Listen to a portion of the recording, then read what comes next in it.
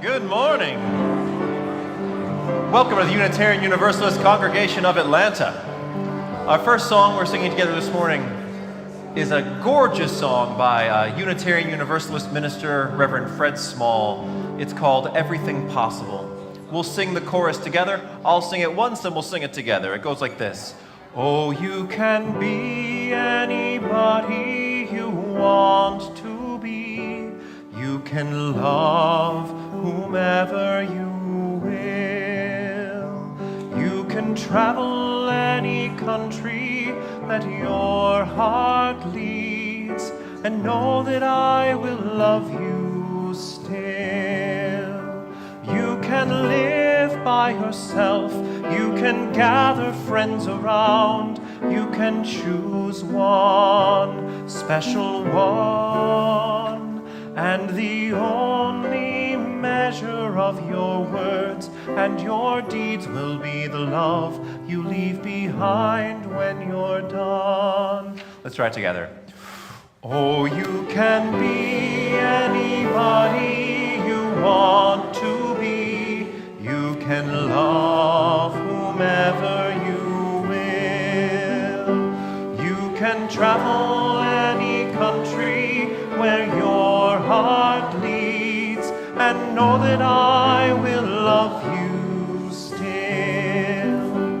You can live by yourself. You can gather friends around. You can choose one special one.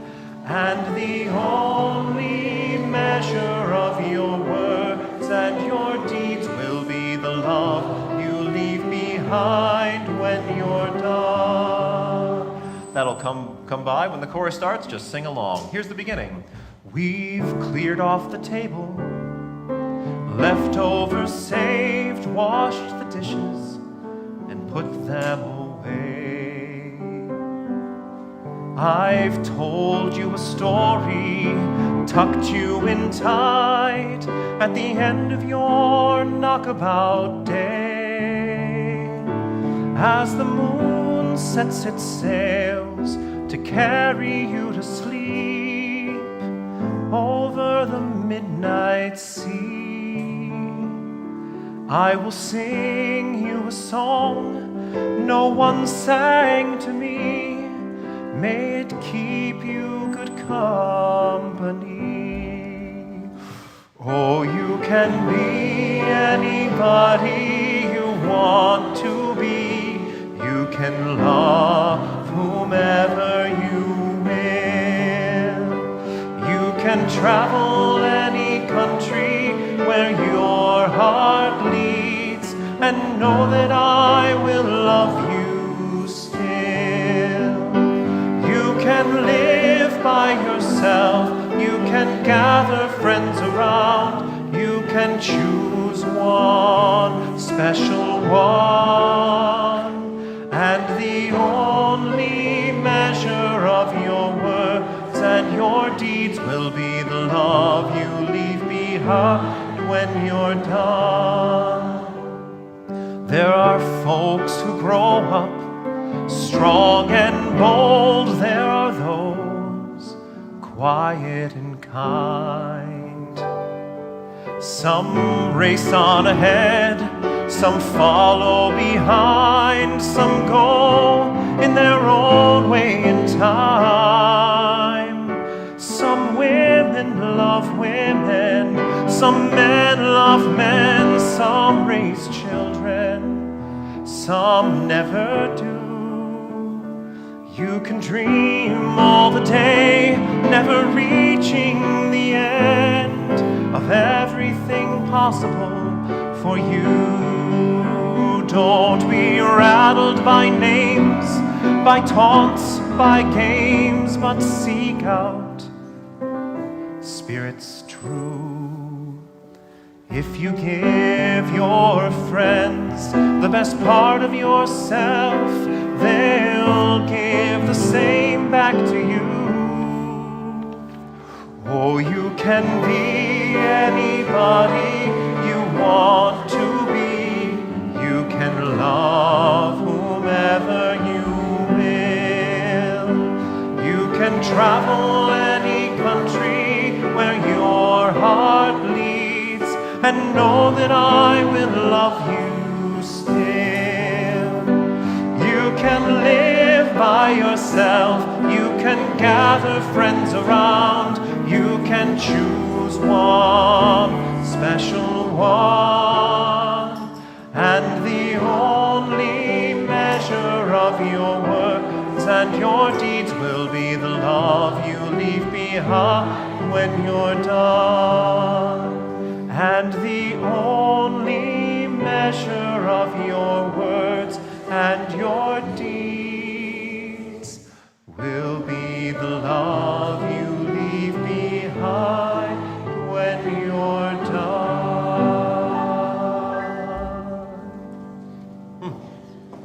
So good.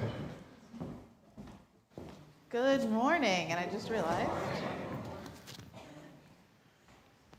Good morning, how's that? That's better. Sorry, I was so moved by hearing you sing the song we sing to our children every single night since they were born, so the past 9 years. So that was amazing. Well, welcome here to this place, to this hour. This is the Unitarian Universalist Congregation of Atlanta, where we are transforming lives through courageous action and soulful connection. And today, this is one of those days where we are going to come to worship service with soulful hearts and courageous hearts too. This is a day where we invite all ages, children and everyone, to honor the dead and the fact of death in our lives. As Fred Rogers used to say, anything that is human is mentionable. And so this is a time for us to explore this part of faith and life today. And I want you to know and hear that this is your sanctuary, especially in the weeks up ahead that we are facing down together. This is your sanctuary. We welcome you. We welcome the complexity of your beliefs, all you believe and all that you are. We welcome the fullness of your identity, your non-binary identity, your queer identity, your straight identity, all of your parts of you. We encourage you to be who you fully are, just like the song. We will cherish you for that. And we welcome our kids today in the full worship service. And so I would like to invite everyone here to remember that the sound of the child in worship is the sound of a congregation that is alive and well.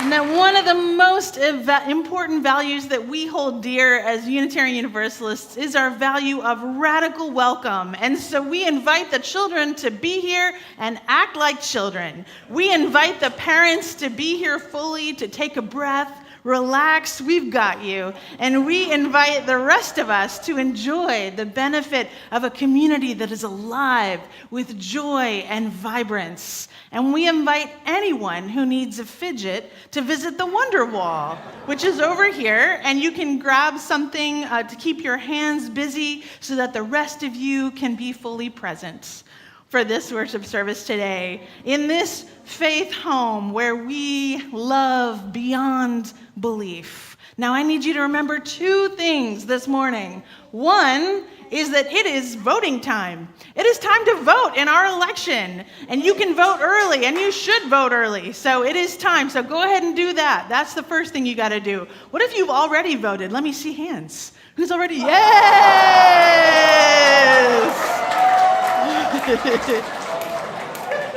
Okay, so first step, done.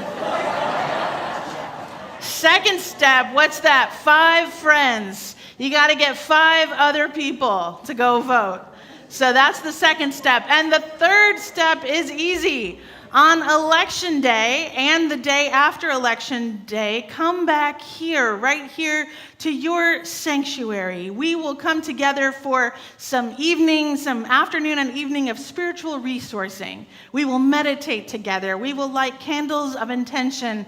We will rest in a comforting space, darkened space. We will share a potluck meal and have some games, maybe some relaxing film playing here. So we're going to engage. I mean, you can always just sit in front of your TV at home and like eat junk food or whatever. You can do that.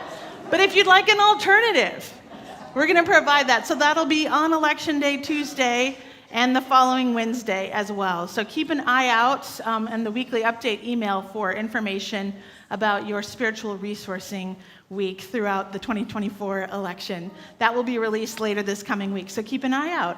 And I also see some people who are really ready for a trunk or treat that's going to happen after the service. So everyone is invited to come and check out the creativity of your co-religionists out there in the parking lot, and maybe get a little candy too, a little sweetness. So please join the trunk or treat, which is open to the whole community, so you can call your friends too, at 12:30 to 2:30. So it's going to be a lot of fun out there in the parking lot, and not under the hot sun, which is kind of nice this morning.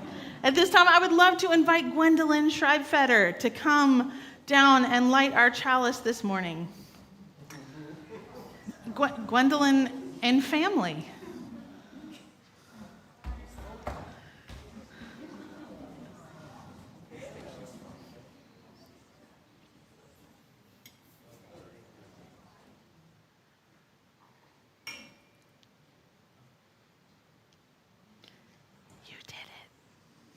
And now please join Gwendolyn in saying our chalice lighting words together. May the light of this flame illuminate our tradition of seeking, invite all who yearn for acceptance, and ignite our passion for justice and peace. And we're going to invite the whole Gwendolyn Schreibfeder family up here. We've got Elizabeth, and we've got Penelope, and we've got Isabel, and they're going to lead us in this morning's movement prayer. So please rise, embody our spirit.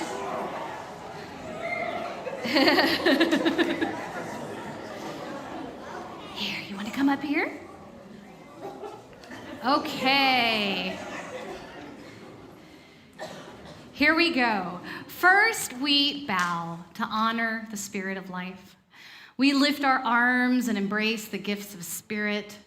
We bring these gifts unto ourselves with gratitude and breathe and smile. We share these gifts with the world. We remember to be present, honor, embrace, gratitude, share, be present.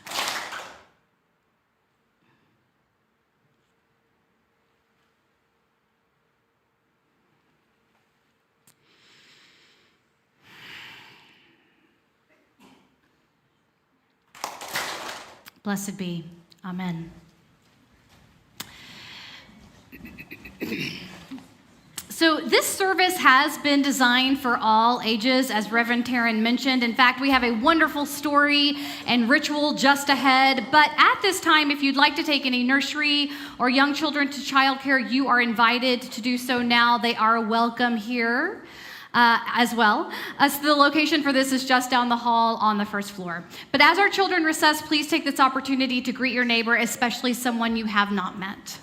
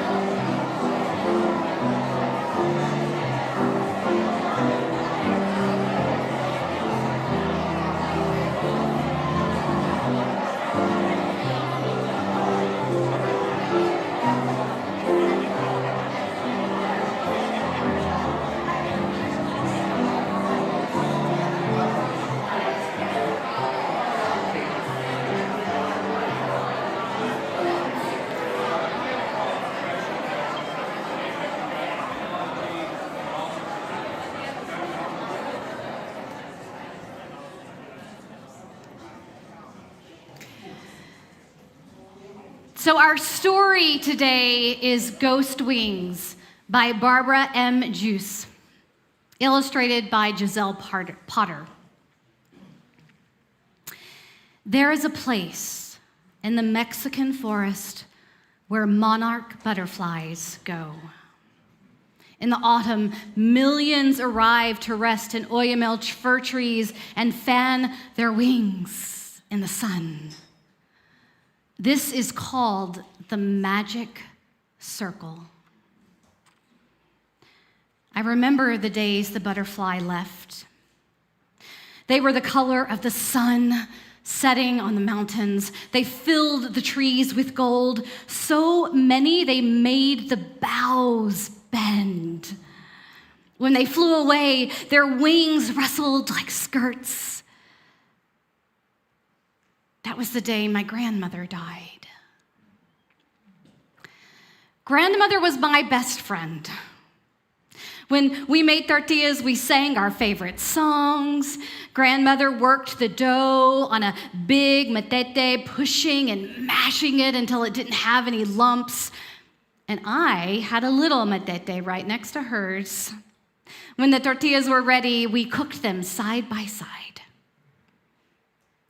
At night, Mama tucked me into bed, but I heard monsters slither on the floor. They snapped their teeth and hissed my name. I pulled the covers up to my chin, but still the monsters slithered and snapped. I cried out to Papa, but he said, "You must be brave." I called out to Mama. She said, "Nonsense, there are no monsters."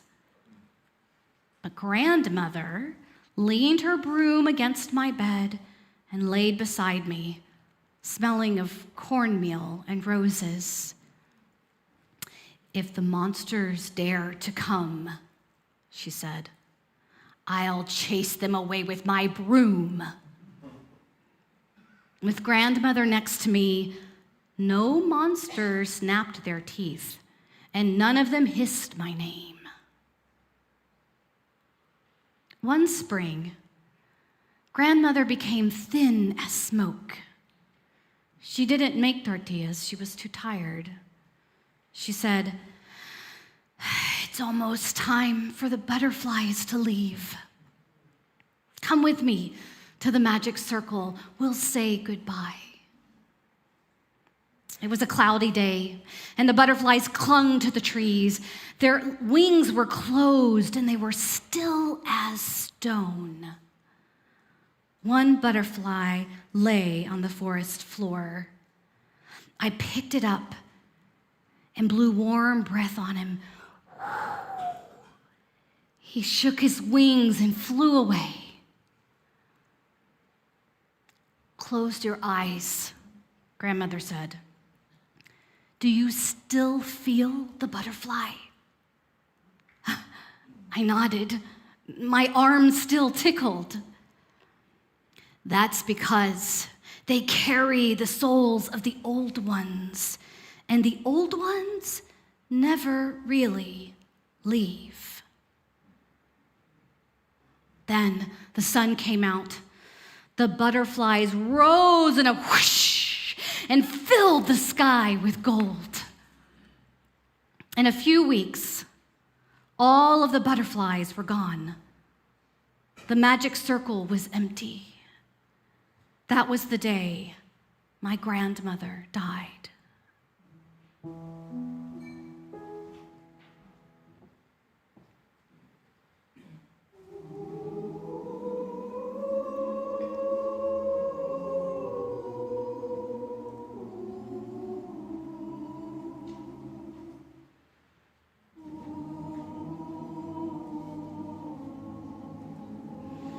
Papa took me to the magic circle, and we cried together.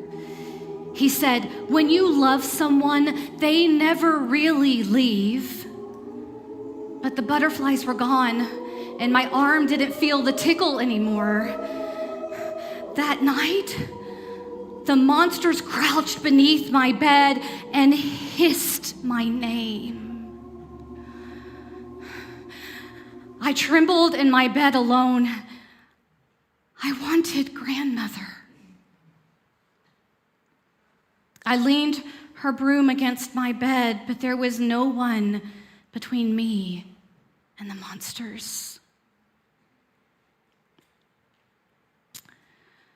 The time of the roses passed and became the time of marigolds.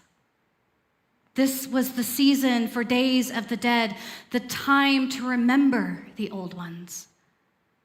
At the market, we bought candles, and Mama chose a bag of oranges, and when I smelled them, they made my nose prickle. I bought a little skull made of chocolate and sugar, and after lunch, Papa set up an ofrenda, and on it, Mama put candles, oranges, and grandmother's picture. I leaned her broom against the altar and spread rose petals and cornmeal on top. Mama lit the candles, and their flames shook the shadows from the room. Papa said, "I remember grandmother." Mama said, "I remember that she taught me how to cook." I tried to remember grandmother too, but she seemed so far away. All night the candles flickered on the ofrenda. I smelled roses and cornmeal as I went to sleep. In the morning, we walked to the cemetery. All the neighbors were there. We cleaned up the graves of the old ones. I spread flowers over grandmother's grave and ate my chocolate and sugar skull. The neighbors filled the cemetery with picnic baskets and flowers and stories and song. There was a tiny flicker in the sky. It was a butterfly. Soon the tombs and crosses were covered with flickering gold. One of the butterflies landed on my arm. It fanned the sun with its wings, and it tickled my arms with its legs. I said, "I remember grandmother was brave. She chased the monsters with her broom. I remember how she smelled like cornmeal and roses. She sang songs and made tortillas, and when she took me to the magic circle, it really was full of magic." The butterfly shook its wings and flew away.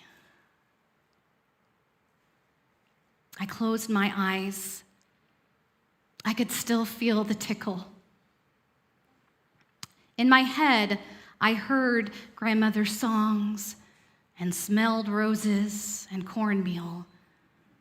Now I remembered grandmother.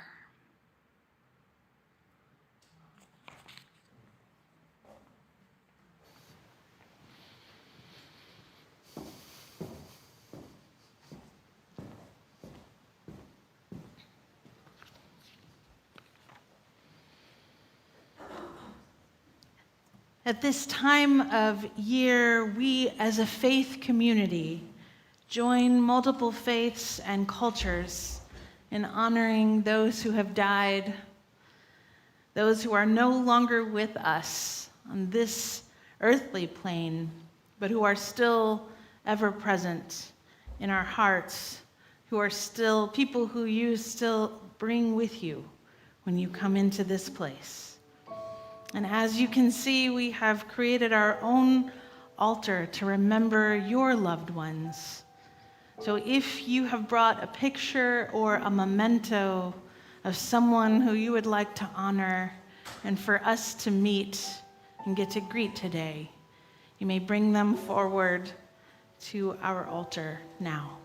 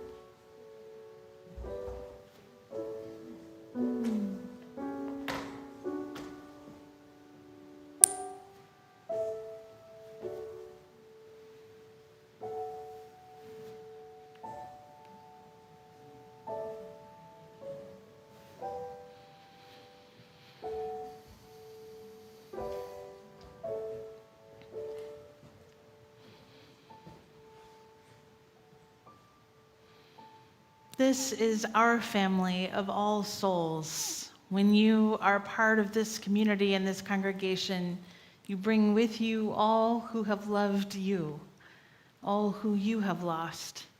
I invite you, before you leave the sanctuary at the end of the service, to come forward and see our altar and the faces of those who your fellow congregants have loved and lost.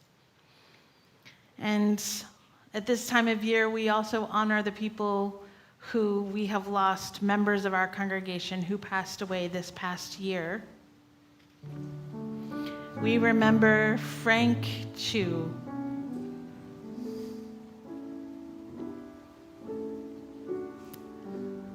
We remember Marianne Chu.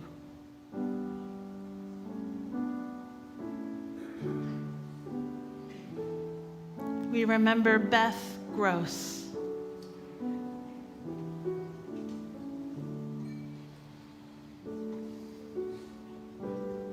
We remember Jerry Moore.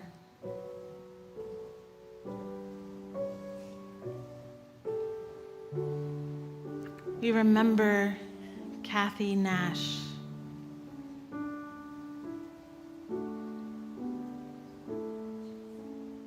We remember Don Osgood.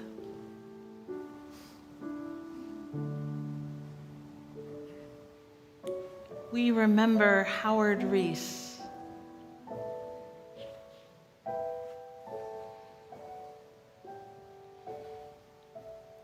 We remember Carol Reinhardt.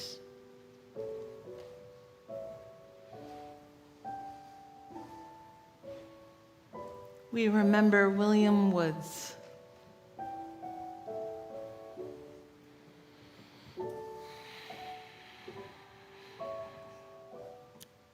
With blessing and memory, we send our love outward.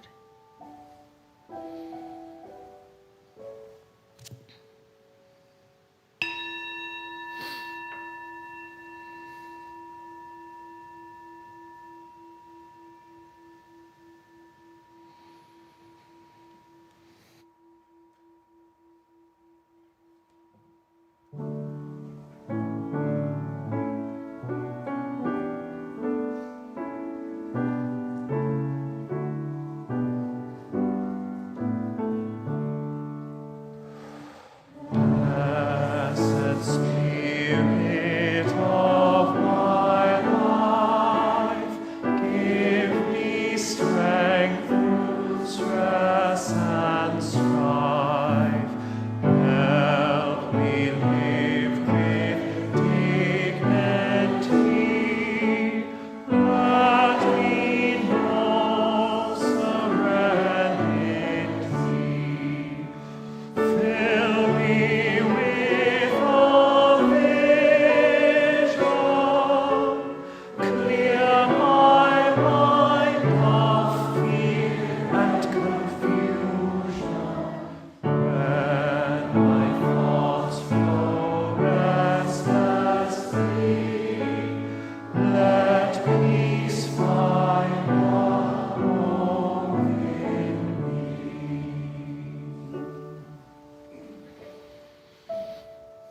Let us put hands on hearts. Feel the heartbeat, connection to life. Breathe in peace. Breathe out love. Say to yourself silently, I will love myself.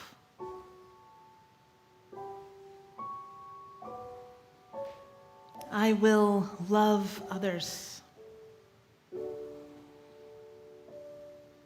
And that love can heal this world.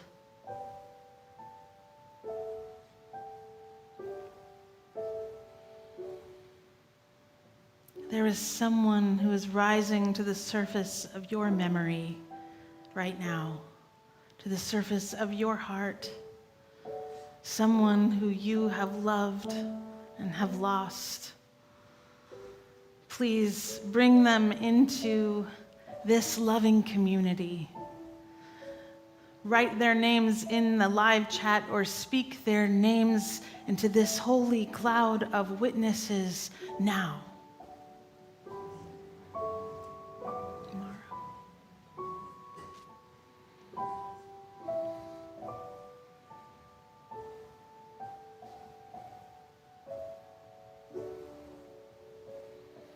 May all beings find connection.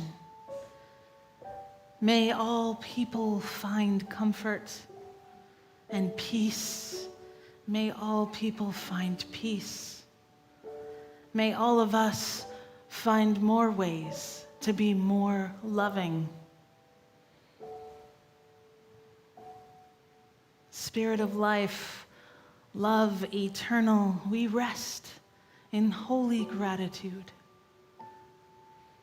for the love we feel and have known. We surrender to a mystery beyond ourselves, asking forgiveness for our mistakes, for those times when we have been selfish or thoughtless, when we have forgotten what it is we truly stand for. Breathing in and out, we offer grace, and we give grace.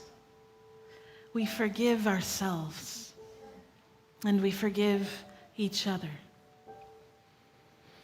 We begin again in love. Now let us calm our bodies and our minds. We breathe in peace. Big breath and exhale. We relax into this space that our intentions make sacred.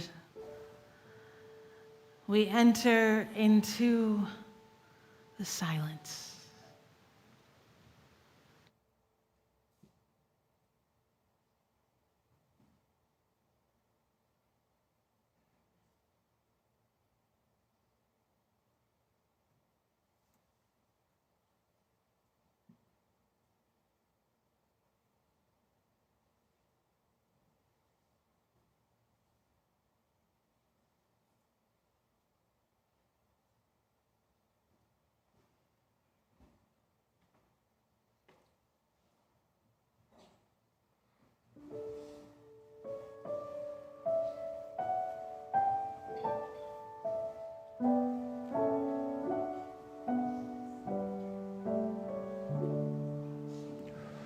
Spirit of great mystery, hear a still small voice in me. Help me live my wordless creed, as I comfort those in need. Fill me with compassion, be the source of my intuition. And when life is done for me, let love be my legacy.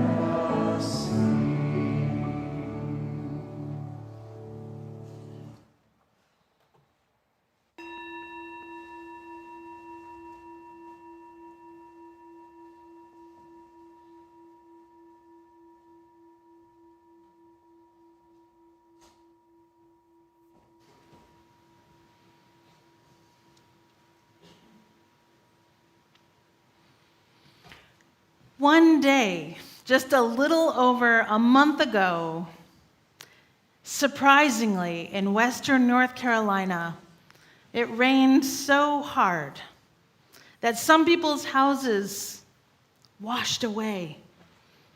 Some people washed away too.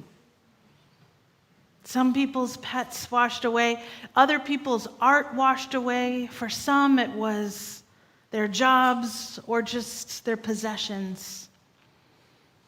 We didn't realize that a place like Western North Carolina, so far inland, so high up in the mountains, would be on the edge of climate disaster.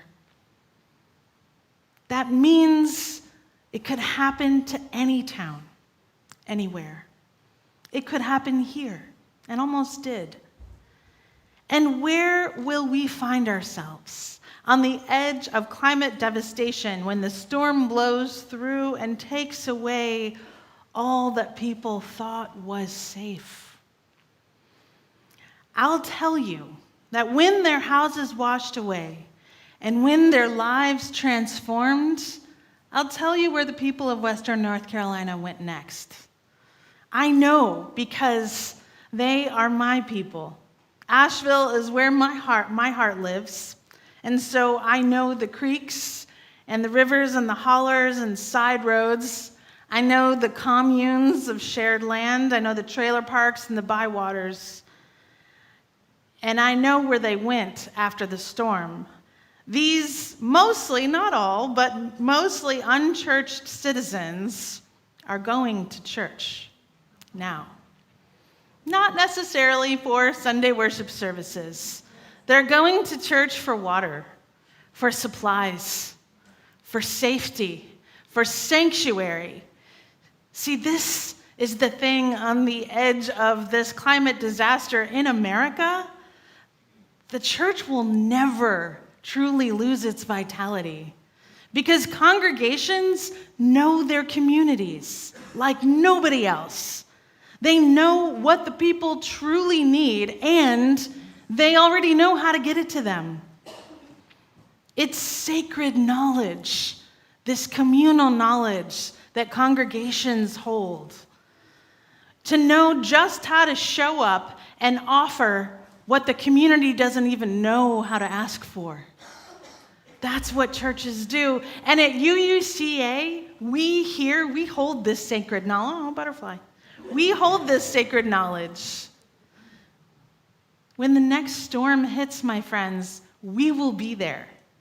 The truth is, I don't know if you know this, but in the days after Hurricane Helene, you at UUCA, we mobilized faster than almost any other organization or government, local or national.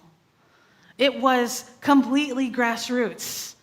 What happened was, my friends in Asheville, where I lived for 10 years in my 20s, called me up and said, what if we could come down to Atlanta and drive 2 20-foot U-Haul trucks back to Asheville? Do you think you might be able to help with supplies? I said yes without asking anybody. And within a matter of hours, we were a drop-off hub for Atlanta. I mean, we were on the local news as a drop-off hub for supplies. We were all over social media. Everybody was talking all of a sudden about the Unitarian Universalist Congregation of Atlanta. We are so great at showing up for one another, but in a true crisis, my friends, we are stunning. Amen. I believe that this is only the beginning of the climate crises that will come to our region, that have been coming. But we are learning how to be ready. We are learning about readiness, and this is good news. We can equip ourselves to be true community leaders, answering the call of love, transforming lives by our courage and our action. We may be a very real part of what saves our corner of the world. And I am serious. Like, I mean this. We sent generators to some smaller villages in Western North Carolina where folks were living without power for weeks on end. We sent some pretty substantial funding to the UU congregation of Augusta, Georgia, to help them make their annual budget goal while so many members were suffering from storm damage to their homes, and they were just kind of in a panic. We are truly becoming a hub of support networks across our region. We are in the mix. Do you understand? And to believe that we are the ones the world is waiting for, that we are the ones that the world needs, that is not arrogance. That is faith. So let's continue to lead the way, and let's continue to offer the world our service and our love. So please give generously to our Southeastern Disaster Relief Fund that is thriving, and let's discover what else love can do, because you won't be surprised to know, we've got some big plans potentially for how we can really offer help and service in our region. So let's discover what else love can do. This morning's offering will now be given and gratefully received.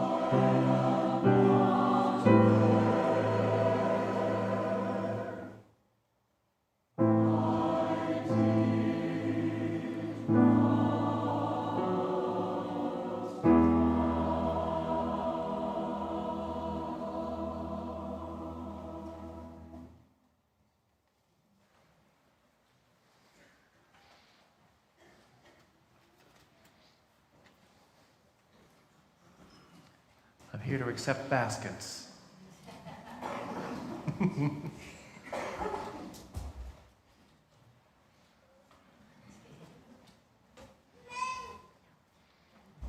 Thank you for these incredible gifts. May they go very far and affect many lives. Let's join together in the dedication of the offering. To the work of this congregation, which is weaving a tapestry of love and action we call community, we dedicate our lives. And these are offerings. Thanks, Thebes.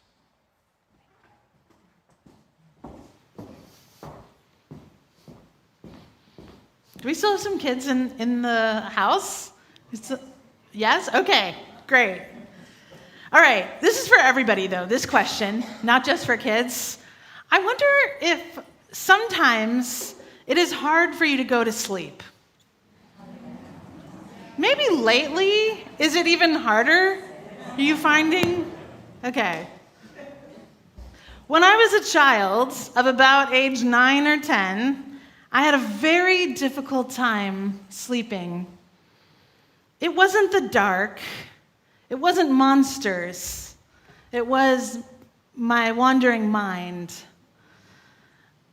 I wondered about death mostly. What would I become? Like the thing that is me. What about my parents and everyone I loved? What is beyond this life? Staring up at the ceiling, wondering fearfully. The worst part about that time, which was really a year, was that I didn't tell anyone about my fears. I was too afraid of the fears to talk about it. I would just stare up at the ceiling, heart beating fast with fear and worry. Night after night, sleeping very little. And so it was a very bad year for classroom behavior, bad year for grades. And finally, after a difficult year, after this year, I finally told someone, the person who I told was very surprising. I mean, it was my piano teacher, Anne Monaco. I'm going to say her name because she's kind of famous in Chicago, or she was in those days. But she wasn't even my nicest teacher. She really was not very nice, actually. But I couldn't play. I got to the bench and I put my fingers on the keys. It was just an easy piece I was supposed to have practiced. And I couldn't play. And finally, all the tears that I had been holding back came out all at once on the piano bench. I was heaving and having trouble breathing, and I was really nervous because she wasn't my nicest teacher, not even close. And the gift that she gave me was not really the musical gift. My sister got the musical gift, not me. The gift she gave me, though, might be why I'm here today. She didn't roll her eyes. By the way, this is a gift that you can give a kid in this congregation too. She didn't roll her eyes. She didn't give me platitudes. She didn't tell me, oh, it'll be fine somehow. She didn't say, you're here for piano. No, she didn't do any of that. In fact, she closed the piano book.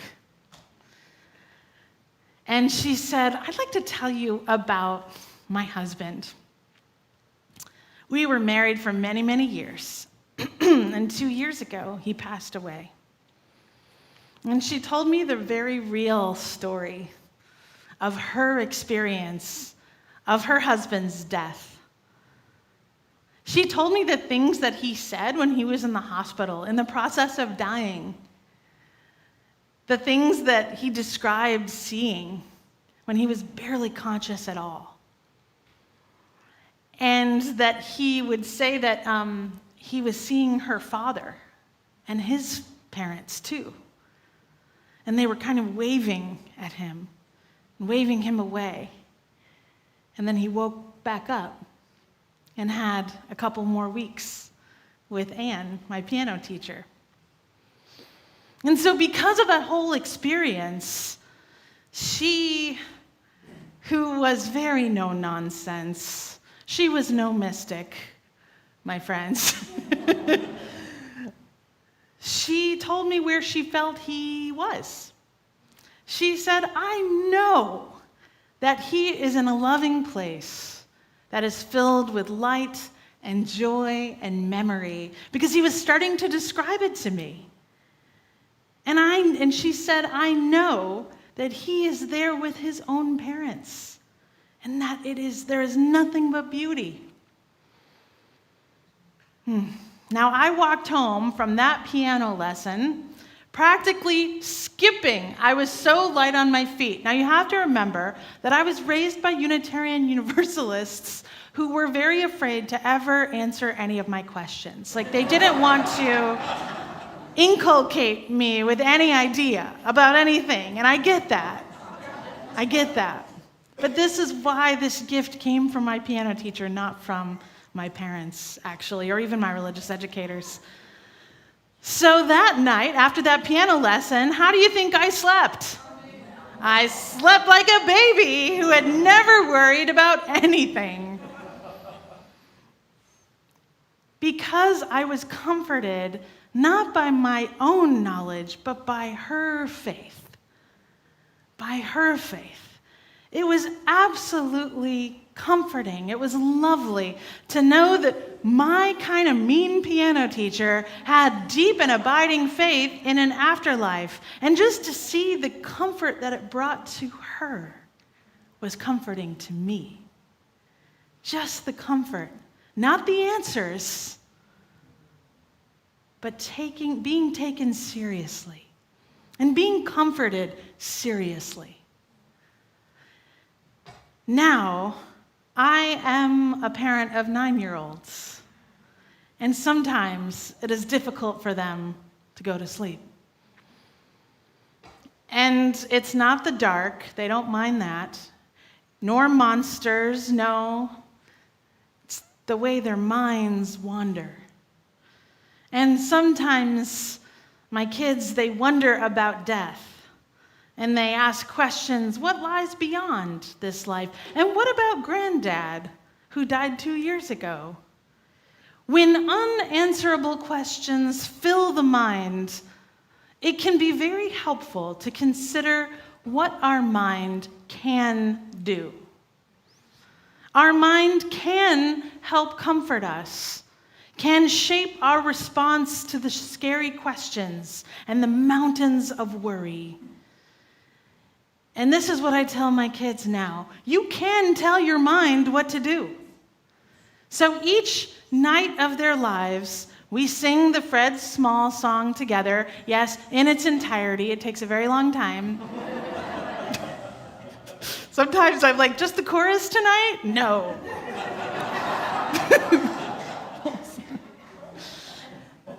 And then, if there is too much worry, then we will plan our dreams. We discuss who we would like to see in our dreams tonight. Maybe they want to see their granddad. We'll talk about what we hope to say to him or what we hope to do with him in our dream tonight. Or we will plan a dream adventure. Maybe, just maybe, this will be the night we will finally dream that most elusive of dreams, flying. The flying dream. You know it. You know the dream. The flying dream. Now, while Freud thought of dreams as wish fulfillment or a resolution of what was unfulfilled in the daylight hours of our relationships, the depth psychologist Carl Jung considered dreams to be a little bit more like that great book, Where the Wild Things Are. The unfiltered great romp of your unconscious mind, playfully and imaginatively responding to the conscious mind. Carl Jung wrote, dreams may contain ineluctable truths, philosophical pronouncements, illusions, wild fantasies, memories, plans, anticipations, irrational experiences, even telepathic visions, and heaven knows what besides. And after studying Jung's work in seminary, I came to understand dreams much like the luck dragon in that 1980s adventure film, The Never-Ending Story. Remember that film? Just climb on the luck dragon's back Hang on to what you can and try to whisper a destination in its ear. Perhaps what was unresolved during the day can find resolution, but more likely, a person from my past will suddenly appear in my dream. And if my dragon is truly lucky, that night, occasionally, I will encounter someone who I have loved and lost. It is such a blessing when that happens. Does that ever happen to you? They may appear on the shores of a river I am traveling down. This happened very recently. Just a friendly presence watching me go by. They may be a more active player in the dream, like a conversation partner, but more often it is the mere fact of their presence in my dream that I take with me into the morning. I rarely remember the details, but I will know I had a visit from them. And more than wondering what they were trying to tell me, I try to focus on the feeling they brought to my dream. This is what Carl Jung really wanted people to do. Not try and interpret so much, but focus on the feeling that you retain from the dream into the morning. And if I can focus on that feeling, then I experience their presence with me for the rest of the day, returning to it again and again, and I experience their visit to me in my unconscious as a very deep blessing. So the question is, what to do with this blessing? Where to bring it? You have your butterflies? Okay, if you have butterflies, it's time to raise them. Let's raise your butterflies if you have them. Or I see some people making butterflies out of their hands. Okay, this community can be the magic circle. This is the circle where the butterfly, keep them raised, where the butterflies alight on us in the form of all those who loved us and who have loved this community into being. We feel the whisper of their presence on our arms. We wonder if they would have approved of this decision the congregation made, or that decision the congregation made, or would they have approved of this part of our campus? I mean, we really do evoke people's names, people who this congregation has lost when we are making big decisions. We wonder what they would have thought. We speak their names to one another, sharing stories and memories. If there's someone new to the congregation, you might just want to tell them all about Howard Reese, who they won't get to meet in life, but they sure could meet after life. Keep them flying. We share stories and memories. We listen to their voices in worship team meetings. As we're planning worship for you, joyfully or tearfully, reminding ourselves who those people were and what mysteries we uncovered while we were leading their memorial services. Such a deep privilege to lead a memorial service for someone and find out even more about them. Did you know, for example, Howard Reese served as a thought partner for board presidents and congregational leaders who felt unsure of themselves? He would just offer to meet with them and think through some big ideas. Did you know Carol Reinhardt worked on legislation that raised the drinking age from 18 to 21, thus saving countless lives? I didn't. Did you know, I just learned this, so I don't think you do know, that Jerry Moore has a monument in the historic Oakland Cemetery with a chalice on it, and the famous UU quote, "We need not think alike to love alike." I mean, field trip. Let's go. There is never time enough to know each other, and yet we can still continue learning more about each other after death. The discovery continues. And isn't that a blessing? So let us cast this congregation as a magic circle, as the place where life begins and ends, and that circle where we meet in the middle, between life and death, the place we return to to seek beauty, a sense of magic, and a connection to the holy. May it be so. Amen. Please rise in body or in spirit. Let's sing together. We laugh, we cry.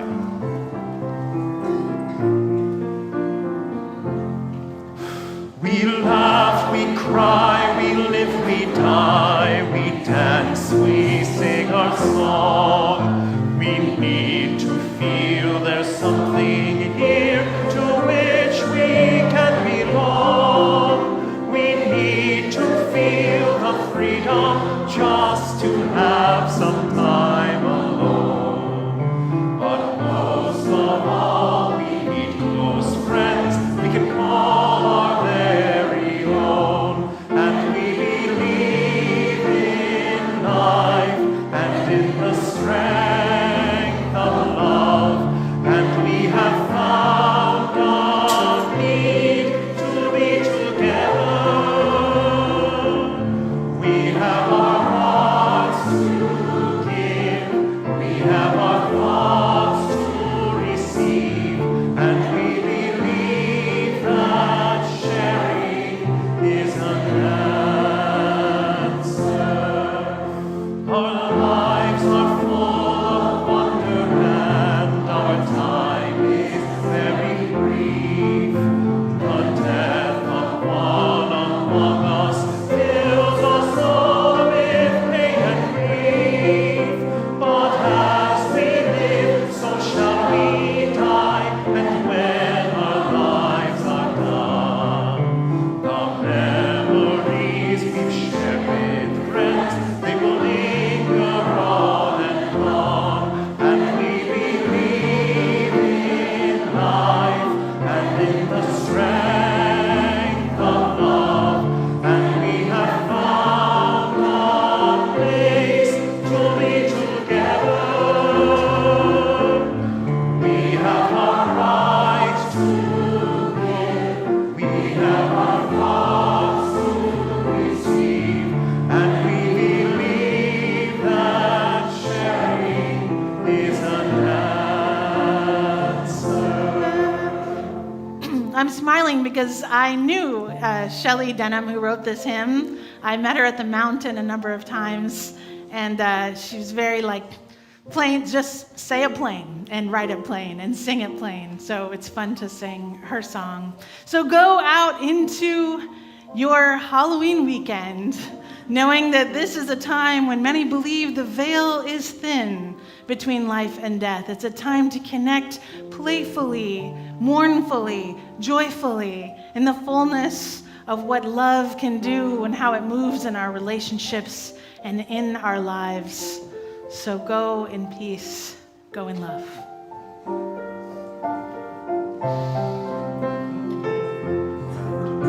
We seek elusive answers to the questions of this